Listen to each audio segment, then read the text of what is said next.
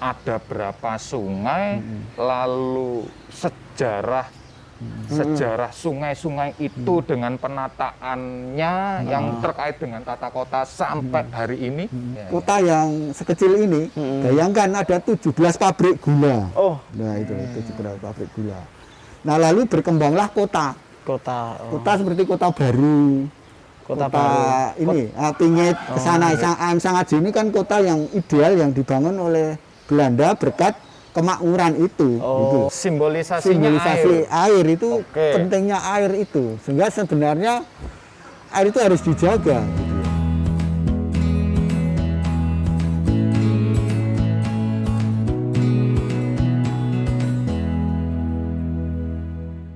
Ini kondisi air sungai kita sudah tercemar, banyak bakteri, limbah dan sebagainya. Upaya apa dari keseluruhan dari keseluruhan, dari masyarakat, dari pemerintah, dari siapapun itu, supaya air sungai itu kembali ke kodratinya sebagai simbolisasi pembersih, penyuci gitu, secara lahiriah dan batinnya. Tapi memang itu sudah agak sulit ya, karena perkembangan tadi. Meskipun di dalam kekinian Islam itu juga menjadi air jadi penting, misalnya untuk wudhu. Jadi umat Islam itu kan salah satu umat yang paling banyak membutuhkan air. Misalnya untuk wudhu 5 kali dalam sehari, misalnya itu. Ya itu fungsinya kan sudah berbeda tadi. Tapi juga perkembangan tadi, populasi yang sedemikian besar, yang kemudian kali ini sudah menjadi ruang-ruang terbangun bagi pertumbuhan penduduk, tempat tinggal, kan untuk memulihkan itu sudah susah gitu ya. Tapi perlu strategi, maka kemudian ada edukasi tadi dari pemerintah misalnya dengan membangun konsientisasi atau penyadaran masyarakat untuk berperilaku yang baik. Jadi membuang sampah tidak langsung. Kalau dulu kan tempatnya, buang sampah ke tempatnya. Buang sampah ya ke tempat sampah. Tidak dikali langsung tadi. Seperti itu kan salah satu perilaku pembangunan kesadaran. Tapi selain itu juga regulasi yang ketat. Terutama sumber utama pencemaran yang ada di CD sekarang itu kan dari hotel dan perumahan tadi. Nah itu sampai 57%. Tinggi industri ini. Nah ini kan perlu aturan yang tegas. Bagaimana kemudian limbah-limbah kimia baik dari industri maupun dari rumah sakit atau sumber-sumber yang digunakan untuk pengolahan air itu harus memenuhi standar kualitas gitu ya, sehingga lalu sungai kita menjadi lebih bersih. Nah sekarang ini lumayan ini agak bersih tuh. Ya, harusnya kan warnanya ini warna yang jernih harus misalnya, kelihatan kan sampai gitu. dasar-dasarnya ya Pak. Ya misalnya kan itu. Ini malah kayak misalnya kayak kopi ya. Tapi ngomong-ngomong masih minum dulu sambil diminum dulu. Terima kasih. Oke. Jenengan aja. Cukup sudah. Ini Mas Gesang.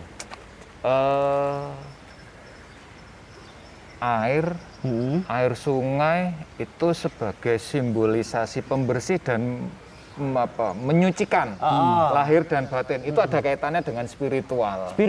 Nah, ini kaitannya dengan code. Kita kulik dalam nih, Mas Hersumnya.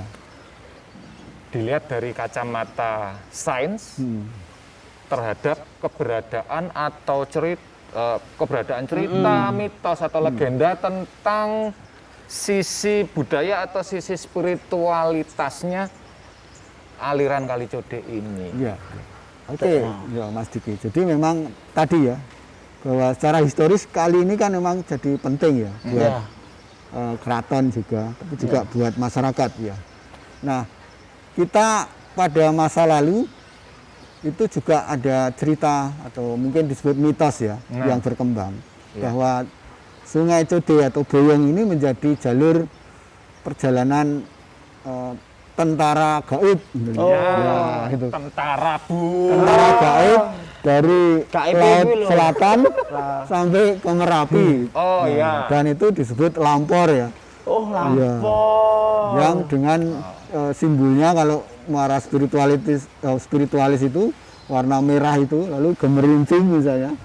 Dan dulu di Gondolayu itu ada petugas khusus ronda untuk menabuh kentongan kalau ada pasukan gaib ini mau jalan gitu. Mau jalan. Nah, ini tanda supaya masyarakat tidak keluar rumah. Karena kalau lampor ini berhenti di satu kampung, itu pasti terjadi pagebluk gitu. Nah, itu pagebluk. Non sewu. itu mitosnya. Lampor itu apa? Lampor Mas itu Hersu? apa? Lampor ini kan apa ya? Semacam apa ya? Kalau bahasanya apa ya? Kayak warna yang merah itu loh, yang bergerak gitu ya. Warna Ya, merah. kayak Itu yang saya Bagaspati mungkin ya di api. dalam, ya kayak api. Oh, Nah, Nah, itu apakah setiap orang bisa ngelihatnya gitu atau orang-orang tertentu? Nah, kalau dari orang-orang tua sejauh selama ini saya pun belum pernah melihat ya. Iya, iya. Itu ada yang bisa melihat. Gitu. Itu kan para spiritualis ya. Spiritualis. Tapi kalau saya sendiri sebagai orang modern sebenarnya tidak menemukan itu di dalam sejarah misalnya. Itu berkembang memang dari secara lesan ya, dari tradisi gitu ya. Ketika ada peristiwa-peristiwa tertentu itu selalu muncul gitu. Tapi sebenarnya kan kalau kita bisa membaca secara lain gitu ya. Karena barangkali ini tanda. Kalau sekarang ya pagebluk istilahnya, pandemi ini misalnya. Nah, itu kan selalu muncul atau masyarakat kita ini pinternya masyarakat kita ya. Dia membuat kayak mitos-mitos atau pertanda yang kemudian itu diceritakan secara turun-temurun supaya kita patuh sesungguhnya. Nah, itu kan patuh. Misalnya itu kan kalau saya membayangkan kenapa kemudian ketika ada lampor itu kemudian ini akan membawa pertanda buruk. Itu barangkali ini kan kontrol terhadap masyarakat kita barangkali. Untuk kita tidak sembarangan misalnya tadi memperlakukan sungai dengan seenak kita gitu. Maka kan kita harus nutup pintu. Itu kan simbolik sebenarnya supaya kita menghargai misalnya sungai ini, karena sungai ini tadi ini suci loh ini ya. Ini bukan sungai sembarangan karena ini jalur yang sering dipakai oleh pasukan Ratu Kidul untuk ke Merapi misalnya. Kalau lurusnya seperti itu. Ya, nah itu. Tapi kan kita bisa memaknai secara berbeda. Jadi kita bisa membaca tanda-tanda itu misalnya dalam konteks kekinian misalnya. Jadi kayak sebagai rambu ya. Iya, rambu misalnya supaya tadi kalau pagebluk itu kan bukan semata-mata karena ada pasukan gaib. Ya. Tapi karena perilaku kita misalnya. Kan misalnya kolera itu karena kita mengkonsumsi air yang tercemar tadi itu kan menyebabkan kita jadi kolera, kena kolera misalnya, disentri. Jadi ada bakteri-bakteri yang mencemari air yang kita konsumsi. Nah, itu kalau menurut saya yang lebih masuk akal ya kemudian gitu. Tapi bahwa mitos itu hidup ya memang. Bahkan tadi di Gondolayu itu ada yang bertugas secara khusus membunyikan pentongan, memberi tanda ke masyarakat supaya tidak keluar rumah. Nah, itu kan sebenarnya bisa dibaca dengan cara yang berbeda. Kalau saya membacanya seperti itu, Mas. Sebagai rambu ya. Iya, rambu-rambu sebenarnya supaya kita mengapresiasi ya, menghargai. Mungkin perilaku kita merubah perilaku supaya kita tetap sehat misalnya kan itu bisa. Berarti bisa dikatakan pagebluk itu tidak semata-mata murni dari tentara gaib tidak ya, tetapi sebagai bentuk sebab akibat dari manusia yang Perilaku. ada di Ya. sepanjang aliran sungai itu ya. Ya. Mungkin di Code ini salah Iya, satunya. iya. Oke. Seperti sekarang pandemi ini kan sekarang meningkat pesat ini ya. Itu kan karena perilaku juga misalnya. Sudah ada, kalau kita taat protokol kesehatan, kita menjaga kebersihan, higienis, Iya, iya, iya. kita menghindari misalnya ruang-ruang yang bisa menjadi penyebaran penyakit ini kan kita bisa memutus itu kan butuh pembelajaran. Nah ini saya kira yang di Code juga yang penting bagaimana kemudian membangun pembelajaran untuk memandang sungai ini sebagai sahabat kita, ya, sebagai karena dia juga jadi sumber penghidupan tadi, dia mempengaruhi mata air sumur-sumur kita gitu. Kalau tidak terjaga maka ya dia akan menjadi penyakit. Gitu. Kita bisa kena kolera, disentri itu yang paling jelas ya. Itu. Karena airnya karena banyak bakteri kolinya misalnya dan seterusnya. Itu yang menurut saya jadi penting itu ya. Gitu. Sang, Apa meneh? aku njaluk tulung. Apa toh? Poin ke-10 aku nggak bisa baca itu, Sang. Situ yang baca, situ yang tanya. Aku ketutupan nih. Apa tuh kayak? Oh ya ini Mas. Apa itu? Jangan baca. Pura-puranya jangan baca. Pura-pura. Pura-puranya nggak ada skrip. Nah. Ya piye ya aku ya. Tapi tetep kudu maca Mas. Pakai imajinasimu sendiri, Bu. Tak bayangke sih kayak tapi kayaknya ini ra ketok nek kayak ini. Jadi gini Mas tak Wah, gebro biasa. Iki masalahnya. Karena kepanasan ya. Di samping itu ya itu tadi Pak ada unsur yang gaib gitu. Ada yang gerenengi ya bro. Tapi kita sebagai orang modern kan membaca secara berbeda, Mas. Oh iya. Mungkin bagi spiritualis berbeda ya. Iya. Tapi kalau kita kan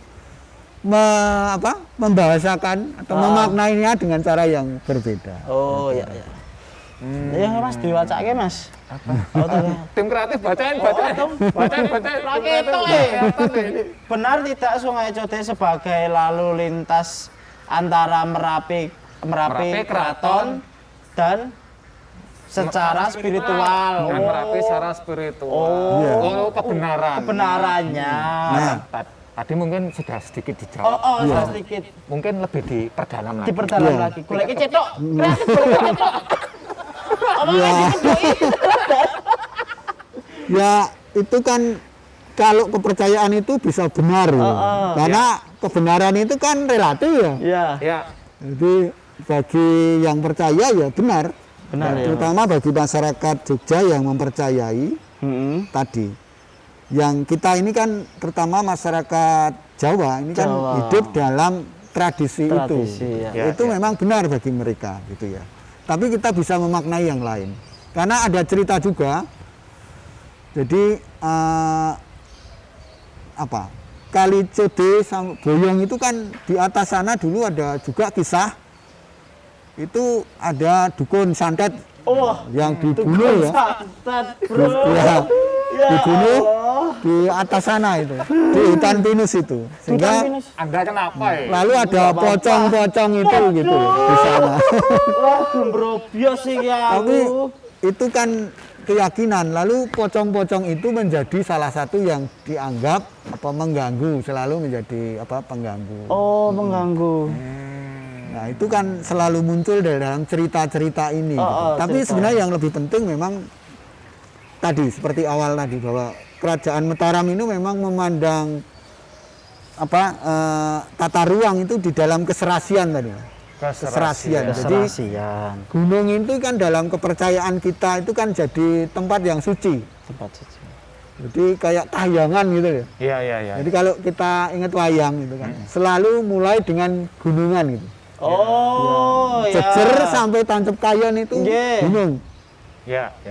Dan di gunung itu tempat bekasaan, tempat raksesi dan seterusnya. Nah itu kan itu selalu digambarkan di dalam pewayangan. Dan itu mempengaruhi keyakinan kita. Tapi juga kita juga dalam konteks Yogyakarta misalnya, itu tadi keraton itu selalu mengembangkan konsep mandala istilahnya, keseimbangan itu filosofis antara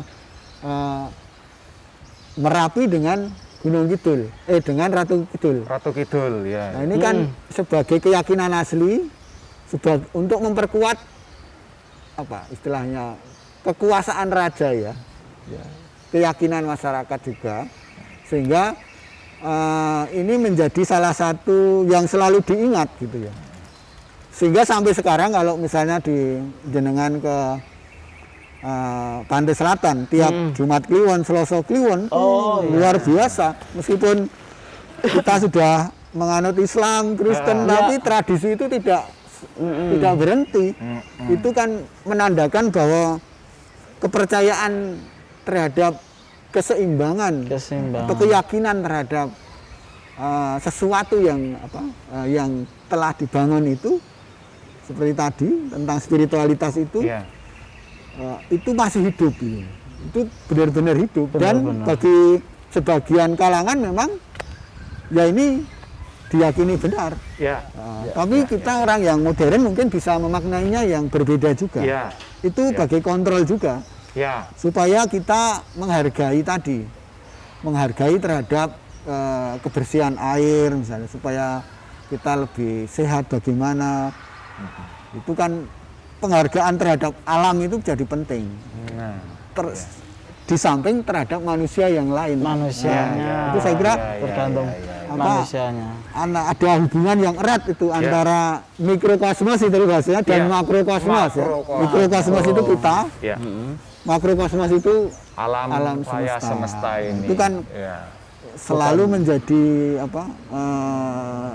kita memandang diri kita itu kalau dalam masyarakat Jawa kan itu. Kita tidak terpisah dari alam semesta. Kita menjadi bagian dari semesta itu. Itu Mas kalau tafsiran saya.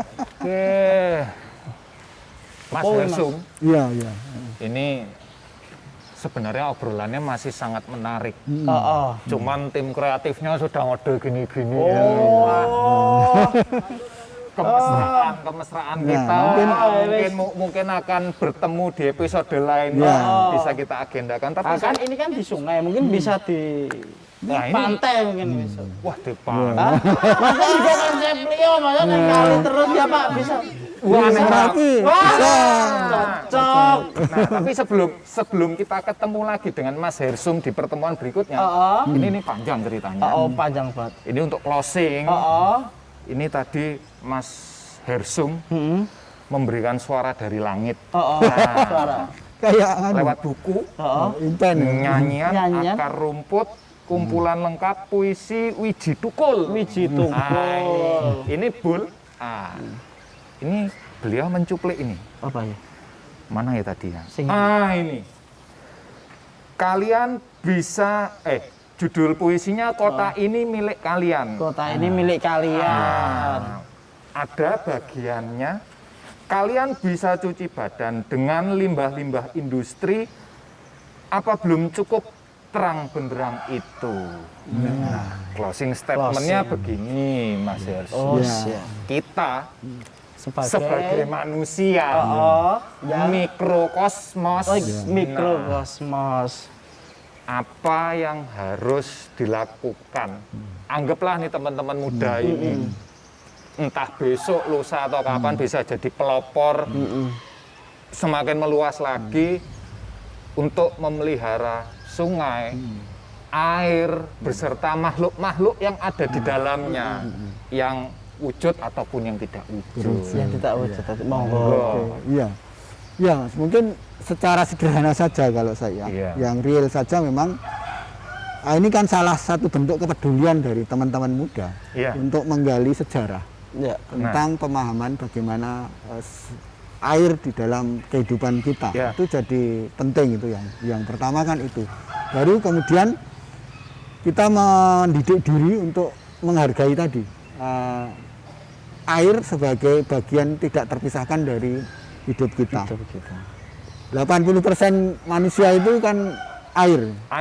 Kita kalau kurang 20% kita mati. Nah itu. Nah Bayangkan tadi seperti puisinya Wiji Tukul itu, kalau air ini sudah penuh dengan limbah industri, maka artinya tanda kematian itu.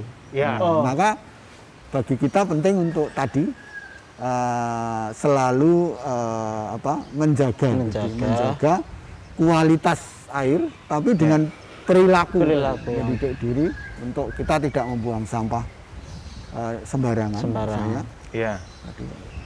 sudah ada anjuran untuk kali resik uripku becik itu tadi. Jadi bagaimana kita uripku becik. iya, ini kan anjuran dari pemerintah kota. Nah, kita menjadi orang yang tinggal hidup di pinggir kali ya harus juga menjaga kualitas sungai kita sehingga kita menjadi hidup kita menjadi lebih baik kalau sungai kita itu menjadi lebih bersih gitu ya. Ya, itu. Jadi saya kira mungkin itu teman-teman ya real saja saya kira memang dalam konteks sekarang sudah ada perubahan-perubahan zaman tetapi kita diharapkan semakin sadar ya.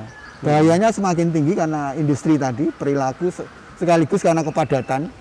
Tetapi sebenarnya kita tetap bisa menjaga air sungai kita dengan bersih kalau kita mampu mendidik diri tadi. Ya, menghargai sungai sebagai bagian dari sumber penghidupan kita, menghargai sungai sebagai spiritualitas tadi, sehingga kita juga tetap ada rasa takut tidak sembarangan memperlakukan sungai dan seterusnya. Itu yang kalau bisa. Oke, Mas Hersum, terima kasih banyak. Dan Terima kasih kita sekali sebagai juga. anak muda mempersilahkan Mas Hersum Untuk membacakan puisi ini. monggo. Oke. Menyampaikan kepada teman-teman lain di luar sana di dunia maya. Oke, Bul. Siap. Nanti kan ditonton banyak orang. Dari yang kelihatan sampai yang Yang apa? ya? Ini tadi beratnya sebenarnya. Ya. Kita mempersilahkan. Monggo. Kita persilahkan. Ya, siap. Mas Hersum. Oke. Iya. Ya, terima kasih. Iya. Jadi puisi ini sederhana tetapi saya kira sangat menyentuh ya. Ya. Kameranya di sana. Iya. Kota ini milik kalian. Di belakang gedung-gedung tinggi kalian boleh tinggal. Kalian bebas tidur di mana-mana kapan saja. Kalian bebas bangun sewaktu kalian mau. Jika kedinginan, karena gerimis atau hujan, kalian bisa mencari hangat. Di sana ada restoran. Kalian bisa tidur dekat kompor penggorengan, bakmi ayam dan babi, denteng garpu dan sepatu mengkilap. Di samping sedan-sedan dan mobil-mobil bikinan Jepang, kalian bisa mandi kapan saja. Sungai ini milik kalian. Kalian bisa cuci badan dengan limbah-limbah industri. Apa belum cukup terang benderang itu? Lampu merkuri taman, apa belum cukup nyaman tidur di bawah langit, kawan? Kota ini milik kalian. Kecuali gedung-gedung tembok pagar besi itu, jangan. Terima kasih. Ini kita harus bilang sama Pak Pimpro. Ada pertemuan berikutnya lagi Oh. dengan Mas Hersum. Karena ini masih banyak loh Mas. Wah, di Puncak Merapi. Oke, terima kasih Terima banyak. kasih. Mas Hersum, terima kasih banyak. Terima kasih, Sehat Mas selalu. Bisang. Ya, sehat selalu. Oke, teman-teman. Sukses. Kita untuk ketemu teman-teman. lagi di episode berikutnya. Bye.